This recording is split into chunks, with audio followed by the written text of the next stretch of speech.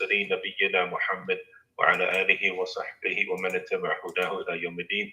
أما بعد, Assalamu alaikum wa rahmatullahi wa barakatuh. Okay, inshallah ta'ala, we're going to just get right into it. So we're going to continue from where we left off in the subject matter of Aqidah, the beliefs of the Muslims, and we were going over the benefits of the Shahadah, the benefits of the Shahadah and the status and the virtue of the Shahadah. Does anyone remember some of the things that we covered dealing or pertaining with some of the benefits of the Shahadah?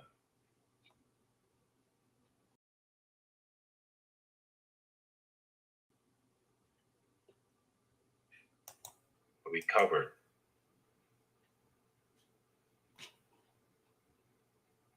the virtues of the Shahadah.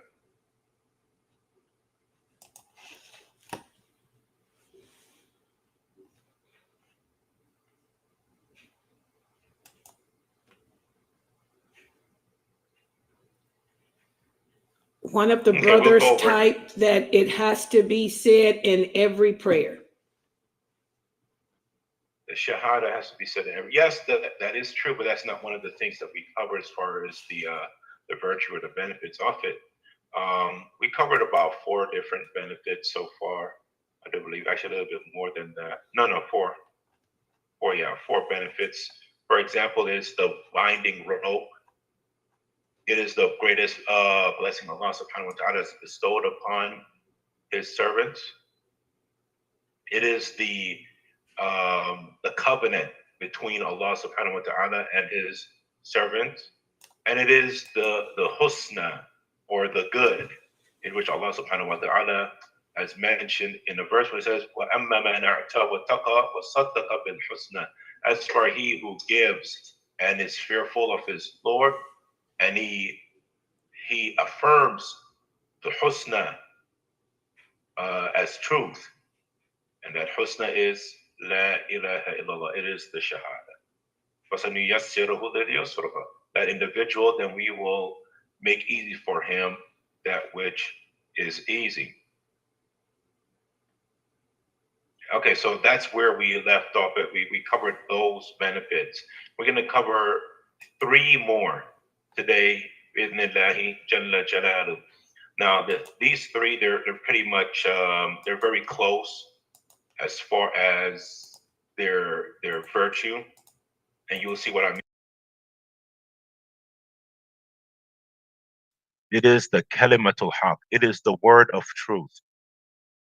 The shahada is the word of truth.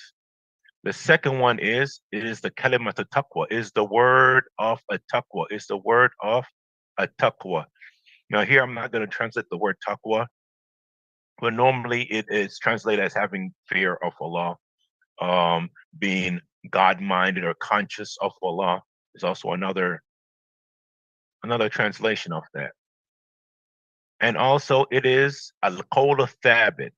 It is a statement that is firm, or the firm statement. Right? So we're gonna talk about these 3. Just let's touch on the proofs that the proofs that establish these as virtues of the Shahada. So as far as the first one, the kalimatul haq, the word of truth, Allah subhanahu wa ta'ala says, "Illa man shahida bil haq wa hum ya'lamun," except he who bears witness to the truth while they know. Except, and of course, the truth here, the Shahada, or the truth of La ilaha illallah. So that's the first one. The second one is talking about the kalimat taqwa, the word that is a taqwa, the word that is a word that keeps one conscious of Allah subhanahu wa ta'ala, mindful of Allah subhanahu wa ta'ala. And it is وَأَلْزَمَهُمْ كَلِمَةَ التَّقْوَى وَكَانُوا أَحَقُّ بِهَا وَأَهْلُهَا. So here Allah subhanahu wa ta'ala said that he has binded them, or he has how do you say, held them to the word of a taqwa, the word of being God conscious, and they had more right to that word, and they were suitable to it. And then the last virtue of the Shahadah, it being al-qawl thabit, it being the word that is firm and fixed. Allah says, يُثَبِّتُ اللَّهُ الَّذِينَ آمَنُوا بِالْقَوْلِ الثَّابِتِ فِي الْحَيَاةِ الدُّنْيَا وَفِي الْآخِرَةِ.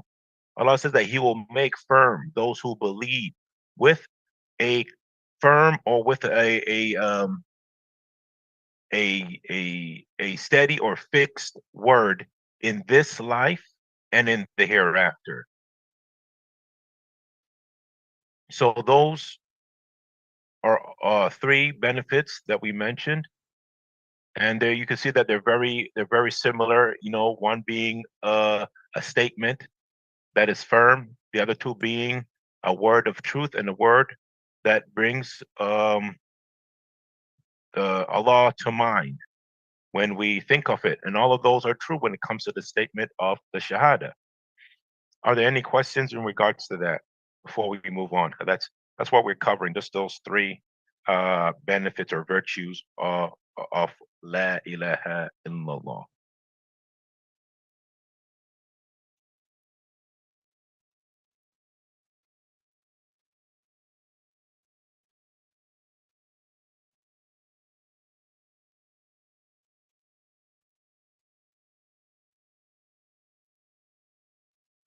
Okay, so it seems that there aren't any questions on that, so that's good.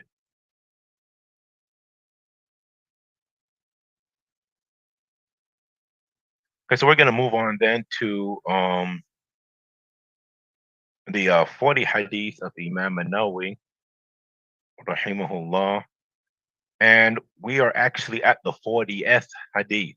So that means we only have two more hadith, or a hadith to go, or hadithan if we want to be more specific. So the hadith that we're going to cover, the 40 hadith, is the hadith of Ibn Umar. It goes, عن ابن عمر رضي الله عنهما قال أخذ رسول الله صلى الله عليه وسلم بمنكبي أو بمنكبي فقال كن في الدنيا كأنك غريب أو عابر سبيل أو عابر سبيل عابر سبيل. وكان ابن عمر رضي الله عنهما يقول إذا أمسيت فلا تنتظر الصباح وإذا أصبحت فلا تنتظر المساء وخذ من صحتك لمرضك ومن حياتك لموتك. رواه البخاري. The hadith of Ibn Umar radiyallahu anhuma, in which he said that the Prophet sallallahu alaihi wasallam touched him, or placed his hands on his shoulder and said to him, be in this world as if you are a foreigner or a stranger, some translations, or an abir sabil, or a person that's just walking by. And Ibn Umar radiallahu an, he used to say, if you are able to make it until the evening, then don't wait, or don't expect to make it basically to the morning. And if you're able to make it to the morning, then don't expect to make it to the evening.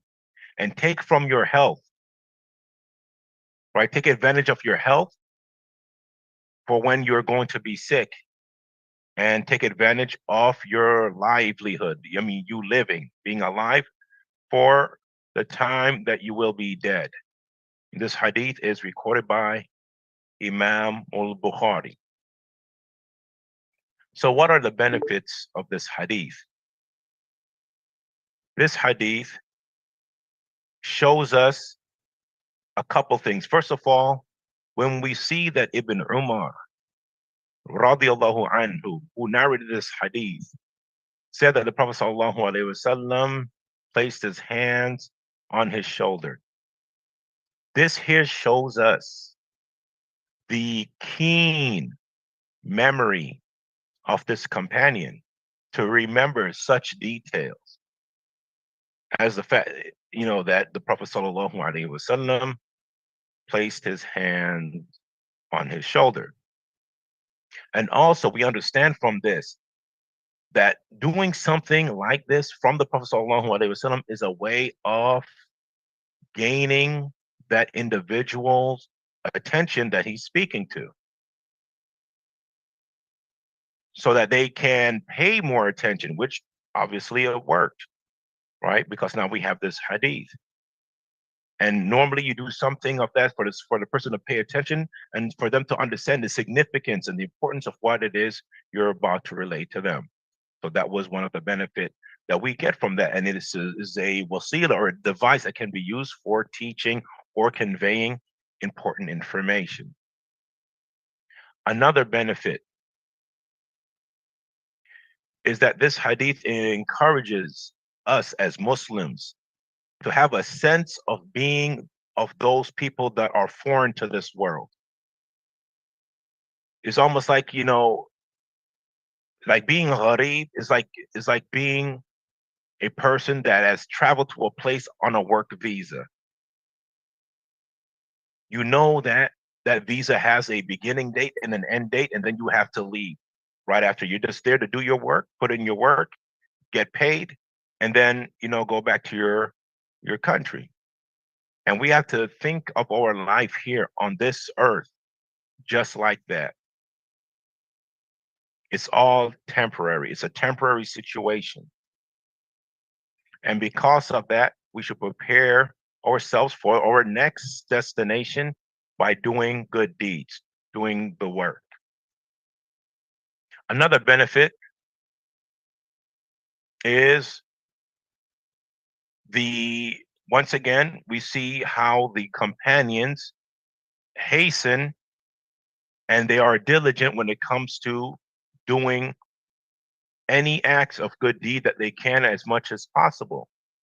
Being that, Ibn Umar radiallahu anhuma, he took this as a mantra, or a way of living his life. A mantra, I mean. And to the point where he has actually made that hadith into a saying that he would tell people. If you live through today, don't expect to live through the night. If you live through the night, don't expect to live till the morning. And work like that. And of course, it shows another virtue of Ibn Umar, being that he was able to take this advice of the Prophet sallallahu alaihi wasallam and work by it. And yeah, I think that's pretty much all the benefits that we can get from them. I'm pretty sure there's a lot more, but these are most of the generalities from this hadith, inshallah ta'ala. Are there any questions regards to that hadith? Wafa wa alaikum assalam. Is the affirmation enough without action? No. Part of the belief of La ilaha illallah, the affirmation aspect of it comes with it, or is an intrinsic part of it, is actions. You have to have actions along with La ilaha illallah. And that action differs depending on the opportunity. So saying La ilaha illallah by itself is an action. And if you were to die after saying that, that's enough of an act. That's the only action that you were requested to do. And you've completed that. So you've done the what you can with the time that you had. But let's say some time goes by and now the salat is due.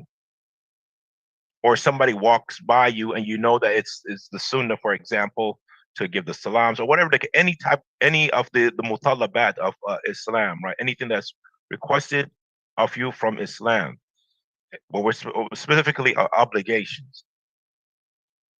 You are now requested to do those acts, and those acts become part of your iman, and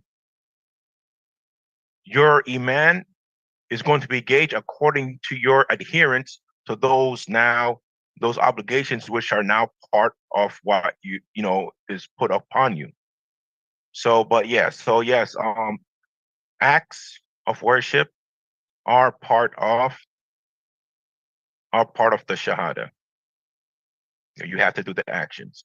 So Gregory Priest, wa alaikum assalam wa rahmatullahi wa barakatuh.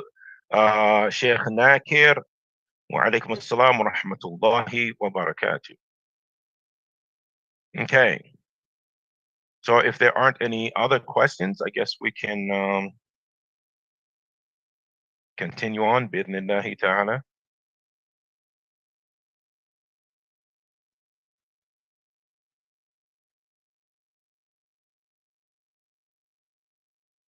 Okay, so the next thing that we're going to do, bidnillah, is Seerah. And if you guys remember, we talked about the Battle of Badr, and we talked about fasting. What is the importance of mentioning those two things together, the Battle of Badr and fasting? Why did we mention those two things together last class? Anyone remembers?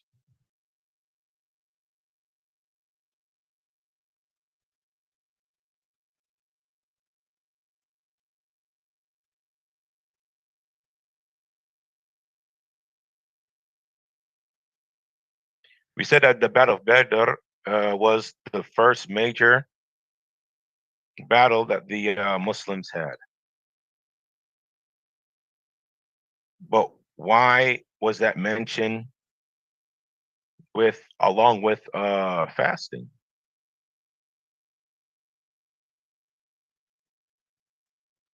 The Battle of Badr took place what year during the Islamic calendar?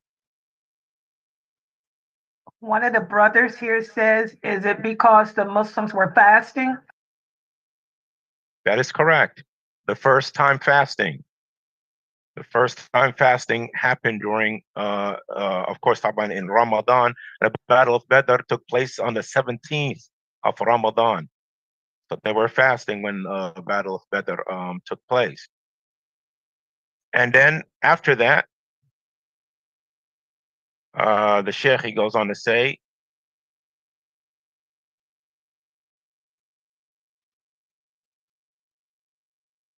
وَوَجَبَتْ فِيهِ زَكَاةُ الْفِطْرِ مِنْ بَعْدِ بَدْرٍ بِلَيْلٍ عَشْرٍ. So, because this was the first Ramadan, and it is the Ramadan in which they also had the Battle of Badr, another thing that became obligatory because they fasted is what? Who has a guess on that? What else became obligatory? Now, this is the second year after the Hijrah. They were fasting for the first time, Ramadan as an obligation, right? So what else became obligatory upon them, do you think?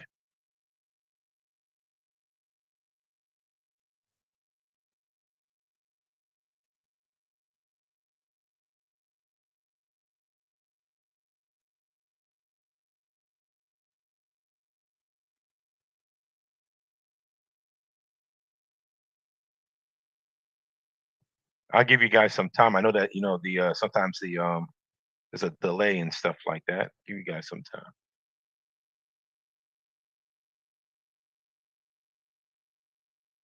What else do you guys think became obligatory? Okay, so Wafah said to make up days. That would make sense, but no, that's not the answer that we're looking for. But you're on the right. I think you're on the right track.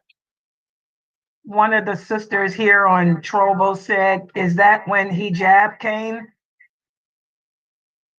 No, that's not the answer that we're looking for. It has to do. There's a connection to what has preceded, right? So we're talking about fasting being obligatory. So it's something that's connected to that. Sister Ajwa said to fight. Well, that was obligatory, yes, but that's more on the fighting part because of the Battle of Badr and stuff like that.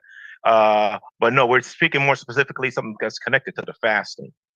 more than the fighting aspect of what happened during that time.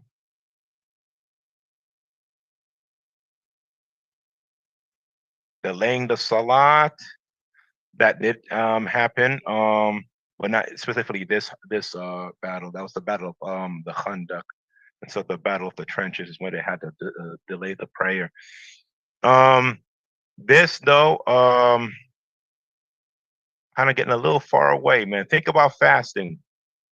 Think about fasting. Something that's else is obligatory. Okay, fasting is obligatory. What else is obligatory that has to do with fast? Somebody else said intentions. You have to have intentions before you fast. That's true. Okay, so that's before. What about after?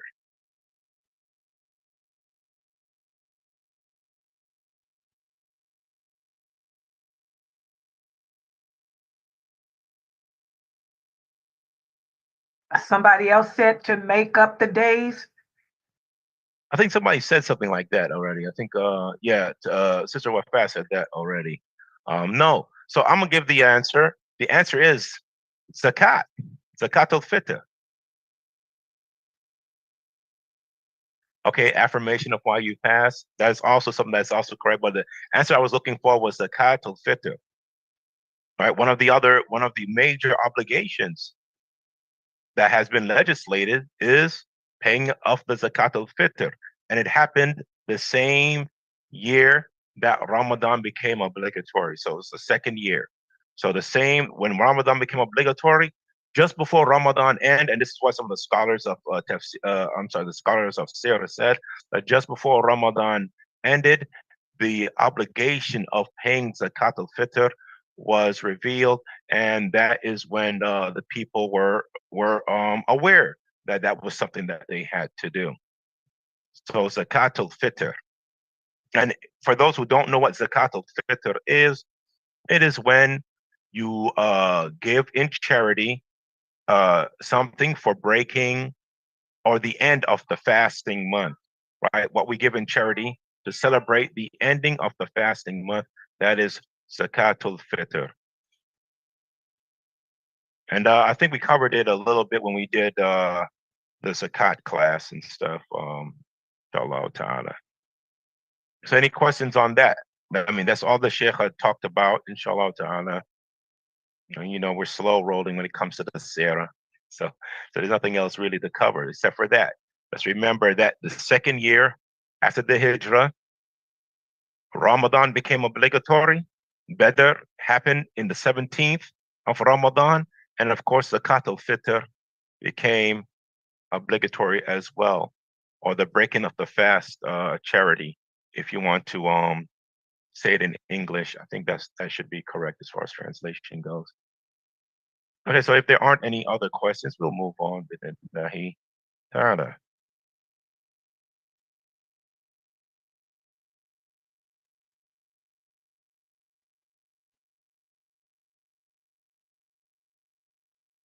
Okay, so inshallah ta'ala, we're gonna be talking about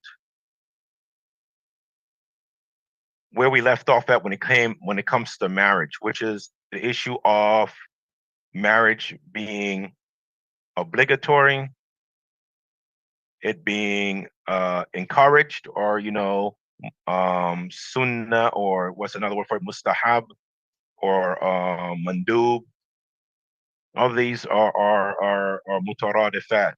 They're synonyms pretty much. And then we have mubah, which we didn't cover yet. And then we covered makruh, when it's disliked.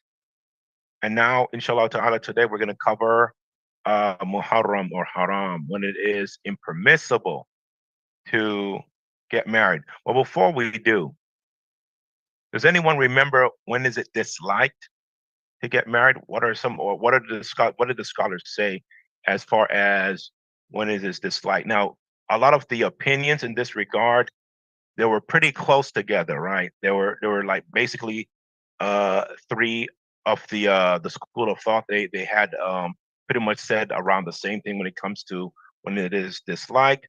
And then there was someone else from amongst the school of thought, or another school of thought, that said something that was a little bit different. Does anyone remember what that is? A brother here typed, when a man is not capable to perform his duty. Okay.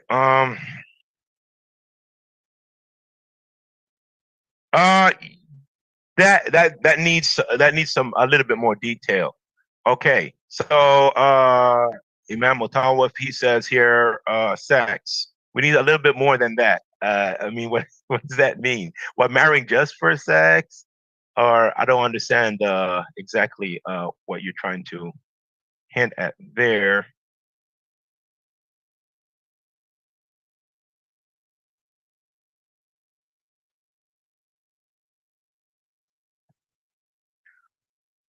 A sister typed, if the person cannot provide and maintain his spouse. Okay, if he cannot provide and maintain his spouse. No, I don't believe that we covered anything about maintenance, did we? No, mostly what they said has to do with more about his the issue of having the desire for relations, right? If he doesn't have the desire for relations, but able to have relations, this is when it might be disliked. If it's something that might keep him away from acts of worship, this is when it might be disliked. It's a possibility for that. You know, those are some of the things that we mentioned. Okay, so let's go now to when is it haram? When is it haram? When is it impermissible to get married? And I want to touch on something here. So I remember the last class, someone had mentioned that what did the Salaf say and things like that when it comes to this issue. Now, there might be some confusion, I guess, from some of the students that are attending the class. What is the objective of studying fiqh? And I want to cover this so we can all be up on the same page, inshallah, before we delve into this, because asking a question like, what did the Salaf say in this issue, is shows that there might be some disconnect when it comes to understanding what is it we're doing here. Fiqh, first of all, fiqh, which is, you know, Islamic jurisprudence. The studying of fiqh is studying and trying to understand the statements of the scholars, right? And when you do that, when you study fiqh, especially when you study from the four school of thought, you're studying the statements of the four imams in these issues, and that is in general. When you study these four school of thoughts, you're studying the opinion of the four imams, trying to understand why they say what they said, and how does that connect with the orders of Allah subhanahu wa ta'ala. Okay.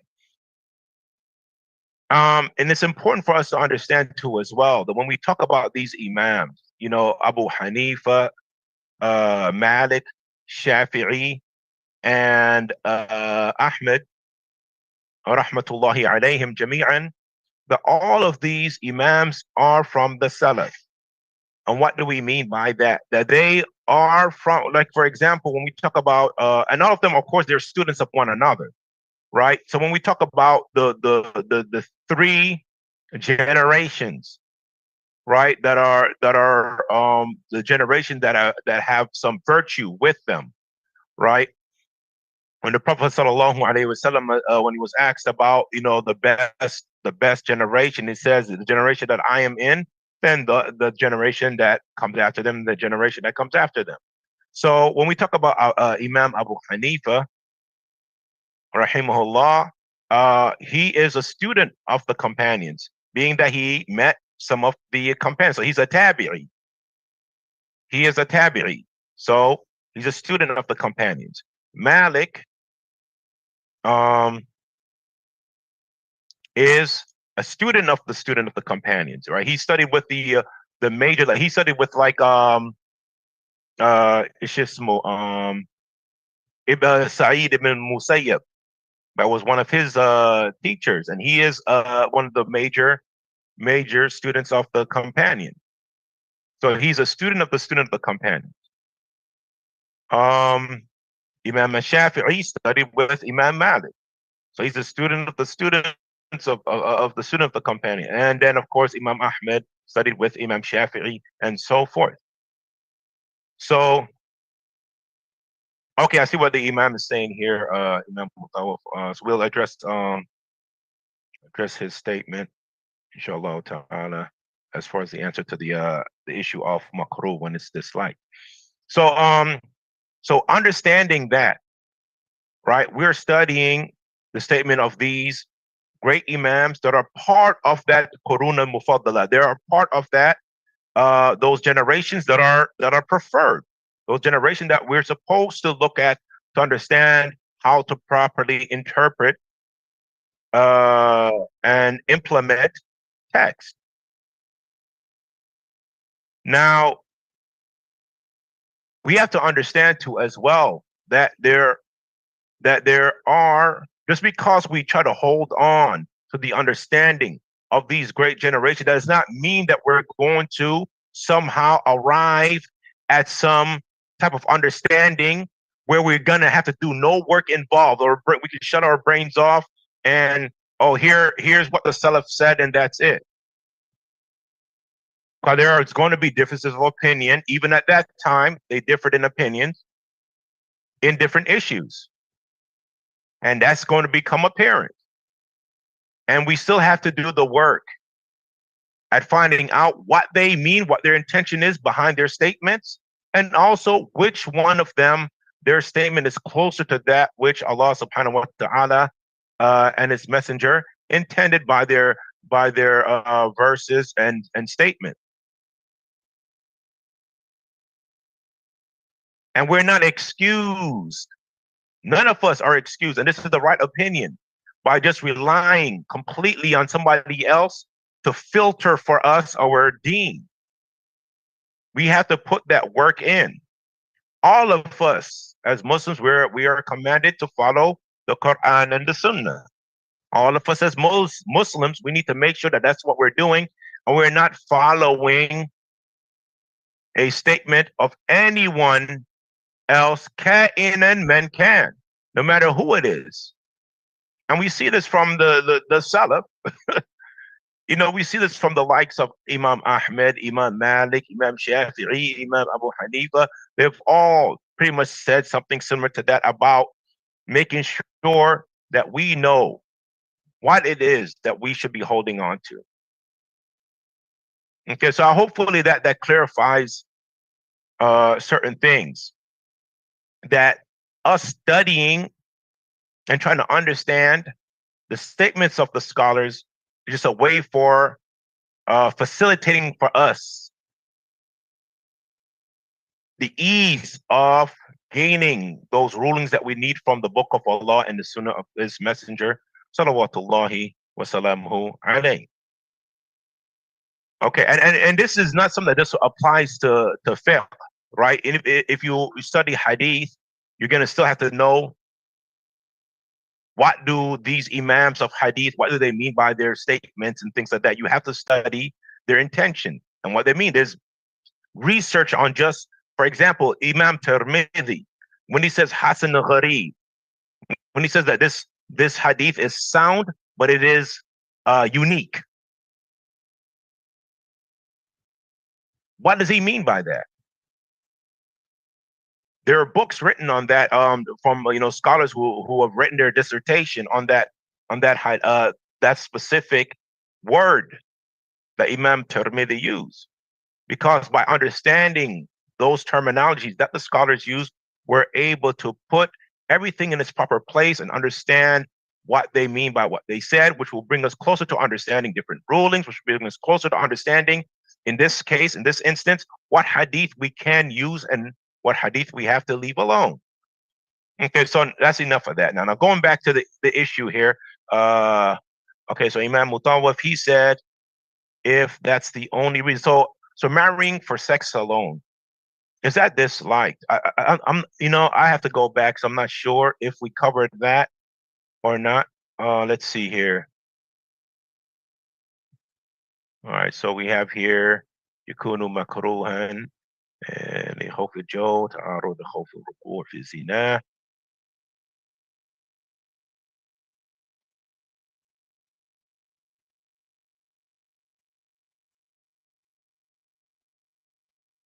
No. No, no. Now there's the Imam Malik or the Malikis. They say that it's dislike if you don't have a desire to have sex, and then when you get married, it prevents you from worship. So not only do you not really need to get married because you didn't have that desire, but once you got married, now you're not able to do your acts of worship like you used to and stuff like that. So that is something that would be considered a dislike. Okay, so going back to the issue of haram. So the Hanafis,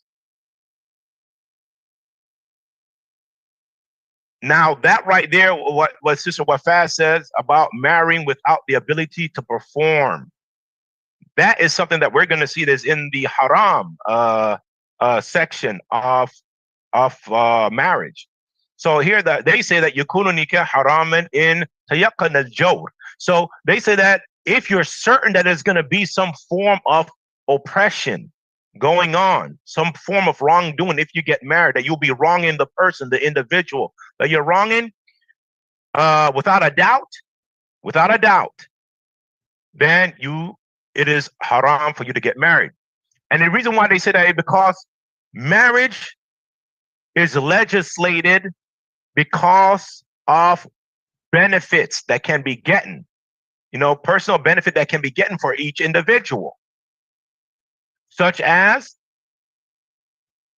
the reward for having children who would then worship Allah subhanahu wa ta'ala and single him out in worship.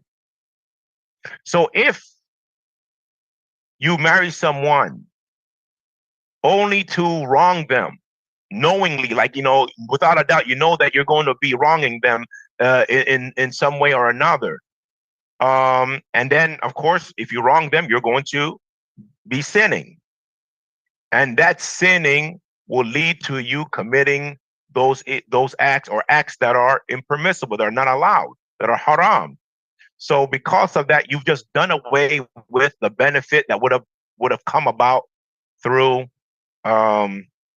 marriage, or the reason why, the benefit that would be the reason why an individual would get married. So if you're sure that you're going to cause some harm to that person, you cannot, it's haram to get married according to Imam Abu Hanifa and his school of thought. So let's hear what Imam Malik says here. It says يحرم عليه النكاح إذا لم يخشى الزنا وكان نكاحه يضر بالمرأة. Now here Imam Malik says pretty much the same thing, that if you don't fear that you're going to fall into fornication if you get married, but you marrying will harm the sister, the woman that you're going to marry, then it is not permissible to marry. And the harm that we're talking about here is, for example, like if you're not able to have relations, and that was something that was brought up, right? If you're not able to have relations, that will cause harm to the person that you are marrying. If you have no desire for relations, that will cause harm for the person that you're marrying in a lot of cases, right? Because for men, it's very difficult for us to be able to perform without desire. It's very difficult. For women, there can still be intimacy even though she has no desire for it. So it's a little bit different, unless the person that she's married to requires that in the interaction, right? He requires that. He's not going to be satisfied with just like a log just laying there and stuff. That's not going to work for him. but that differs from person to person.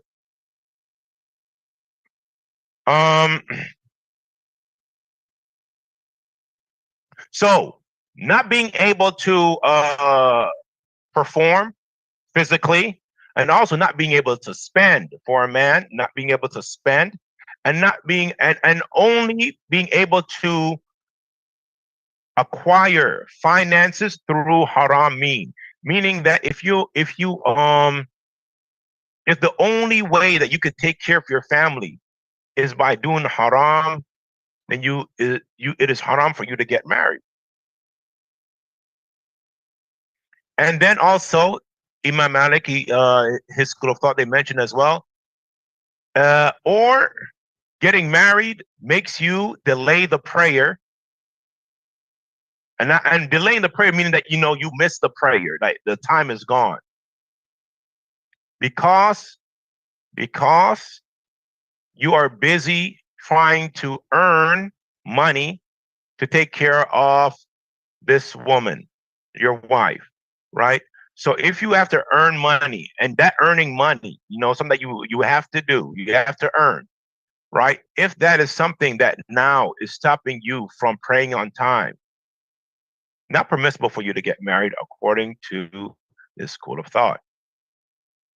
Now let's see what and that's all they had to say. Right now, let's see what Imam Shafi'i he has to say. It says, "Man la yasih nikahuhu مع عدم الحاجة إليه كسفيه فإنه يحرم عليه."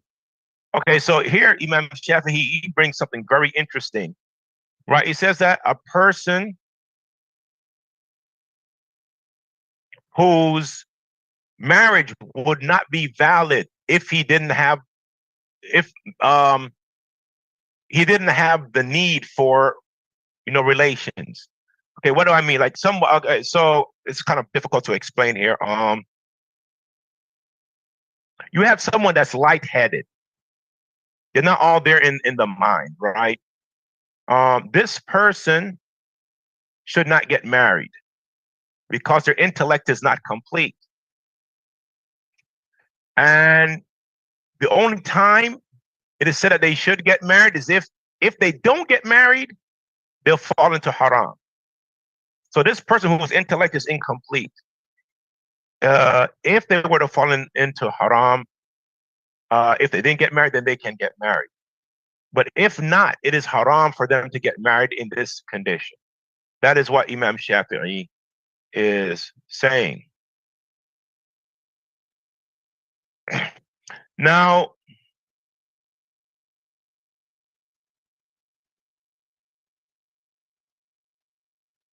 in the school of thought of Imam Ahmed,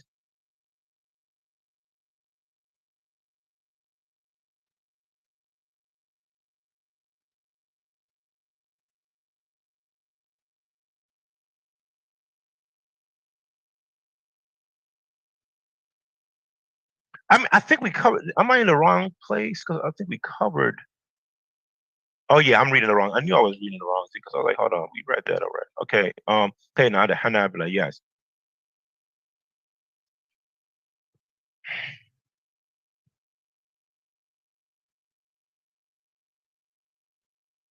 Now, this is one is kind of very difficult for me to even. I don't fully understand where Imam Ahmed was coming from with this scenario. And maybe because we don't have this exact scenario available to us now, but he says, like, if you're entering into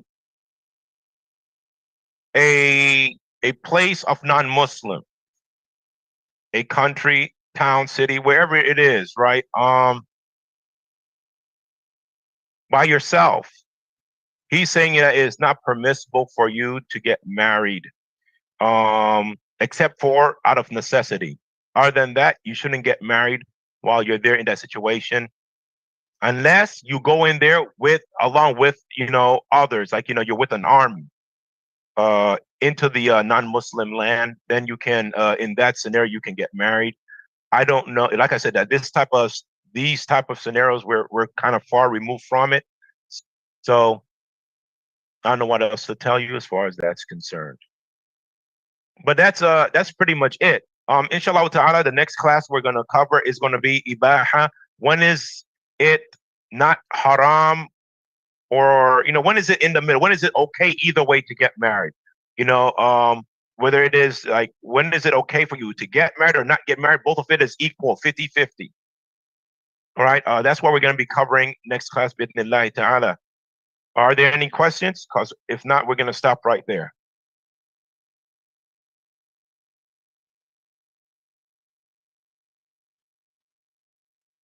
Okay, one of the sisters asked, here's two questions. The first one is, wonder if the individuals are unable to have children. If the woman cannot have children.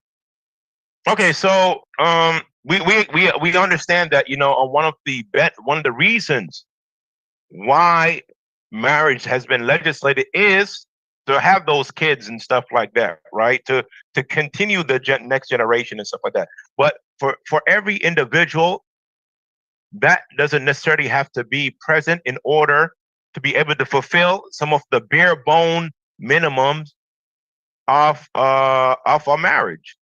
As long as the brother is aware that that is something that cannot happen, I don't think that that's an issue. That shouldn't be an issue at all, inshallah, and that should not prevent the sister from marrying, as long as she's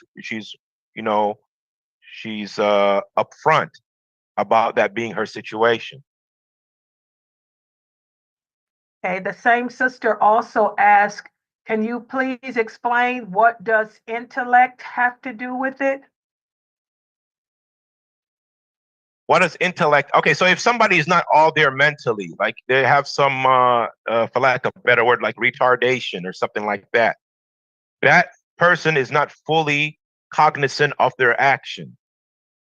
They don't fully know what it is that they're doing all the time, or there's some deficiency in some of their ability to execute certain complex or complicated action, or be dependable to be able to fulfill certain rights and things like that. And that is the reason why. But at the same time, they might be conscious enough where they have sexual desires. So then that sexual desire has to be gauged, right? If it is to the point where, if they're left alone, that they would commit fornication and stuff like that, then to prevent that, it's best that they get married.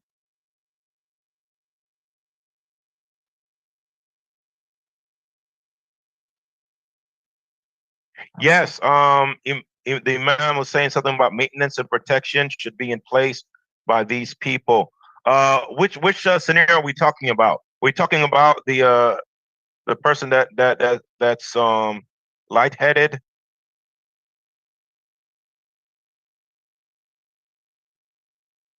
Do you have any other questions while we wait for the Imam to type? Any other questions on your end, Sis Layla? Oh yeah, when we talk about marriage, these sisters come with it. Okay, here's another one. She says, what if a man marries for convenience for a short period of time and then divorces the woman? But what about it? I mean, what's the question in there? Is that, I guess she's asking if that's a legal marriage or something. I don't know. Okay, so when it comes to marrying for convenience or for desires or whatever the reason is, that there's some details that need to be understood. There's a difference between what makes a marriage, how do you say, correct as far as meeting all of the conditions, and what is correct morally. Right? There's condition meeting conditions, and then there's a moral obligation that we will hope that everybody follows when it comes to how we treat one another and deal with one another, especially when it comes to marriage. The conditions are less strict than those that are more of a moral obligation. The conditions for marriage are less strict than those of a moral obligation. So, an individual can get married and have anything in their mind of how they're going to go about the marriage and what they're going to do after they get married and anything like that. And those things can be impermissible. They can be things that are downright mean and not good for a person that's trying to be an upright Muslim. Now, as long as this person does not voice their actions during the steps leading up to marriage, it does not hurt the validity of the marriage. For example, if a person, they decide, I need to get married, but I'm gonna just marry a sister real quick, or I'm gonna marry a brother real quick and get my rocks off, and then, at the most convenient time for me, I'm going to, slip out of that marriage and go about my business. Easier for a man to do it than a woman, but there are women that have done it from what I've heard from other imams and so forth. If that person does not voice that was their intention from the marriage, as long as the conditions of the marriage are met, that marriage is binding, right? It's legally correct. Now, morally, what they did, is it good? Is it something that we encourage that person to do that? Would we expect that person, or be okay if that person did it to our mother, son, daughter? Would that? No. Right, but as far as the conditions of a marriage being met, they have met all the conditions. Right? Now, when someone plays with the deen like that, though, there might be consequences or repercussions outside of the fact, what he might deal with in the hereafter. The person that he or she oppresses might have something to say about that Yawm al-Qiyamah, and Allah might have something to say about that Yawm al-Qiyamah. But if some certain brothers find out about that now, in this worldly life of ours, there might be some consequences that are connected to this physical plane that we live in. So that's one thing. So when it comes to the issue of a person marrying with the intent of divorce, as long as they don't say it out, and they make the other individual believe that it is a full marriage and stuff like that, and all the conditions are met, the marriage is legally binding, even though it is morally corrupt. I hope that explains that for the sister, inshallah. Very good answer. Very good. Here's another question. In regards to the lightheaded issues, two sisters here are kind of confused. They want to know, say a woman has schizophrenia. That's a lot of women have that. Should they not get married? I mean, they take their medicine, but medicine, they can sometimes become used to it and they can still get chemically imbalanced and have to go back for another. Should they not get married? That depends on so many different factors. It's hard to say how severe are their conditions. How would it impede the marriage? How would it impede her from giving her spouse his rights? How often will it impede that? And it also depends on the person too, as well, the brother. I mean, after knowing all this and experiencing all this, is he a brother that's still able to remain patient? Is he willing to remain patient before and the marriage and after the marriage? And that might all depend on the things that I've mentioned as far as frequency. How severe are the effects when there are lapse in the effectiveness of the medication. As you can't really answer that with just like one blanket ruling without knowing specifics in that regards.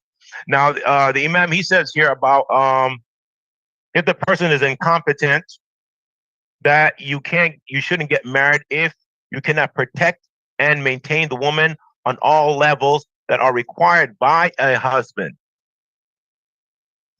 All levels. I mean, that word "all levels" is kind of, maybe it's a little touchy, right? Because the Prophet Sallallahu Alaihi Wasallam was able to maintain and protect his wives and stuff like that. What was he? What we when we say maintain on all levels, like I think we talked about how. No, it wasn't. I'm sorry. That was a khutbah that I did. When it came to the food, I mean, the Prophet Sallallahu were his family and him were poor. So there were times where, when Aisha was asked how many times do they eat cooked food, they said like once a month. And most of the time they were eating the aswadan, right? The two black things, which is one way of them saying, dates and water. That was how they were maintained. And that was sufficient for their time period and their, financial situation. What will be considered sufficient for us? What is the bare minimum that will be, required of an individual in order to be considered that he's providing maintenance and stuff? That could differ from social status, differ from area. There's a lot of things that might go into that. One thing is for certain, though, is that there is no excuse for a brother not to try to go out there to earn, to make provisions for his family, no matter how minuscule that may be. Remember the brother that married the woman. The brother that married the woman in front of the Prophet Sallallahu Alaihi Wasallam. When the Prophet Sallallahu asked him to go and find something that you could give us a dowry, he said, "I don't got nothing in the house, not a single thing that could give us a dowry." Now, of course, the argument could be made that he had a house. Some brothers want to get married, they don't even have that. But the argument could be made that back then, everybody had a house. It's cheaper, and he has a house in like a couple days and stuff like that. And it only has to be the size of what we would consider our bathrooms, and that's a house for that time, right? So we have to gauge things as what is acceptable now, as well as understanding that we shouldn't try to rule out the lower means that some people have. You can be poor and still considered a person that is maintaining for their level and things like that, their household, and protecting their household. And the protection thing is very important, and I really want to touch on that too. Part of protecting your spouse is making sure that you regulate when she leaves the house, making sure that she only goes out after Maghrib if it's a dire necessity, and you are aware of where she's going out and what she is doing. These are all things that are in lieu of keeping her safe, that protection. If you don't know what she's doing and you're not able to, check off on that and able to say like, oh, I believe that's safe or that's not safe, then you're not doing your job as far as protection. Just a reminder for the brothers out there and sisters too as well. Sisters, you shouldn't try, because it might be, we get so accustomed to certain things. Certain times you shouldn't try to leave the house just for the heck of it, just for giggles and things like that, because you want to. There are certain times where it is best for you to stay in the house, because Allah subhanahu wa ta'ala has said so, right? The best place for the women is in the house and stuff. So you should not leave, especially after Maghrib. And we know what the Prophet sallallahu alaihi wasallam said about keeping the women and children in the house after Maghrib. So after Maghrib, you should not be willing to go out for no reason. whether specific or times that, you know, you should make sure that, you know, what you're going outside for is a necessity. And of course, your husband is aware of it, so he can make the final judgment in those issues and stuff like that. Because it could be that he's aware of some dangers in what you're doing that you're not aware of. And he can make that call because it is his responsibility to make sure that you are protected. Okay. Any other questions? One more. Another sister says, if the man has depressive mood disorder, should he marry? Once again, that goes back to, you know, how does it impact the marriage? How much will it impact the marriage? There's some people, because of being depressed, are not able to work. So now we're talking about the issue of, you know, being able to maintain himself and his family. Is it something that goes? Is it something where it happens every now and then? He finds himself in a rut, and you know, it might take him a couple days to get out of it. You know, but it's something that's manageable. All these things have to be known before I can say that. But it depends on how extreme it is. The person, it is impermissible for them to get married. And it could be something that if it's mediated and can be managed, it'd be okay. Okay, so I guess with that being the last question, we can end class by saying Subhanaka Allahumma wa bihamdik wa nashhadu an la ilaha illa ant wa nastaghfiruka wa natubu ilayk. أقول قولي هذا واستغفر الله لي ولكم فاستغفروه إنه هو الغفور الرحيم. Okay, hold on. The Imam says, if a man is going away from the household for any length of time, does the woman have the ability to ask for a divorce? Okay. All right. So the issue of an absentee husband. There are so many factors that go into this, right? So first of all, we have to look at it from different angles. When he left the sister, did he leave her with provisions? Did he make sure that she was well off? Oh, he went away in the penitentiary. Oh, he went away that way. Well, it actually doesn't even really matter if he went away. You know, if he got locked up, if he went crazy and decided to go and mine for diamonds in Africa, which that I heard that has happened before. That's why I'm bringing up that specific scenario. Or to decide that he was going to go about his business and do something else other than, you know, that situation. It would all come down to several elements. First of all, did he leave her with provisions? Secondly, did he provide any information of when he'll be back? Or was it just open? Okay, and we're talking about in a scenario where you cannot contact the individual, right? If you can contact the individual, then that's also another thing, right? That's another type of situation. There's a different element. Okay. Also, then the length of time now comes into play. How long is considered too long to be away from your spouse? Now, that's something that can differ from sister to sister. Okay, now here, the scenario that the Imam is given is about, you know, he's going up for a life bid. He got a life sentence, so it's like 30 years around that, right?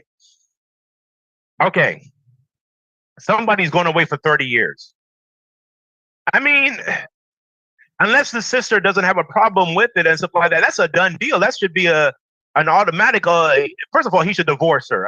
I mean, there's no way a brother could go away for 30 years and think that there's going to be a sister just chilling, waiting for him for some reason. I mean, he must be crazy or mentally stunted or something like that to think that that's going to be something that's expected. No, if she does because she don't got nothing else better to do than, you know, for be having there, man. You know, then that's cool. That's good. But most likely, that's not going to be reality. And if that is the case and stuff like that, he should just divorce her. Like, oh man, I'm about to get locked up. You know, let me call her real quick, because you can divorce over the phone or by letter, right? So you call her, say, you know, look, they got me on a charge where I'm gonna be away for 30 years. I know I did not meant for this to happen. Blase blase. You're divorced. You know, go ahead and handle your situation, whatever the case may be, or write a letter, dear sister so and so. You know, you're divorced. That way she could continue on with her life now that you're doing 30 years. That would only make sense. The concept of these brothers going around holding sisters hostage, it eludes me as to the purpose of it. I don't understand it at all.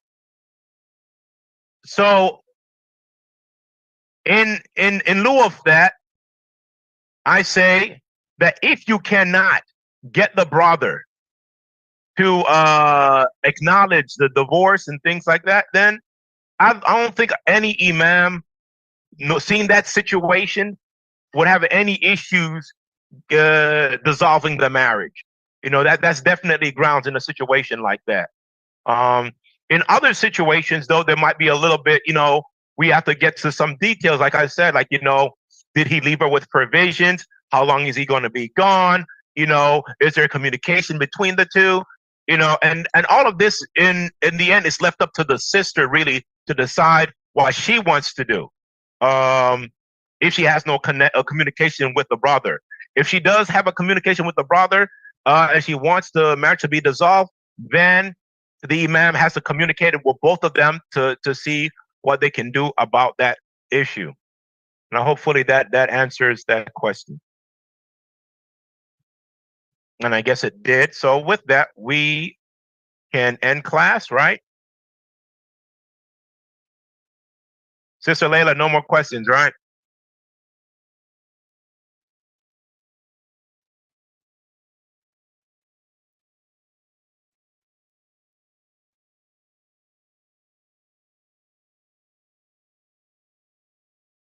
The only comment I got is, mashallah, excellent class. And I say it too. This was a very good class, brother.